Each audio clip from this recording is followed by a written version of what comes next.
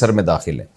رہا گردن کا مسا، تو گردن کا مسا ایک ضعیف روایت سے ثابت ہے، اس وجہ سے مفتی صاحب سے کسی نے گردن کے مسے کے متعلق سوال کیا ہے، جس پر مفتی صاحب حفظہ اللہ نے یہ بھی ان کو جواب دیا ہے کہ گردن کا مسے کے حوالہ سے جو روایت، جو حدیث آتی ہے، وہ حدیث سنداً ضعیف ہے، لیکن عمل افضل ہے۔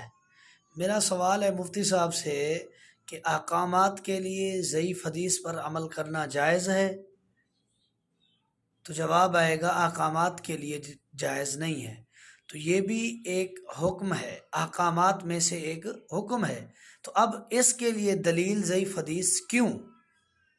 کیا امت کو یہی درس دینا ہے کہ نبی علیہ الصلوۃ والسلام کی احادیث کو چھوڑ دیں؟ رسول اللہ صلی اللہ علیہ وسلم کا فرمان ہے کہ میری احادیث کو مضبوطی سے تھامو۔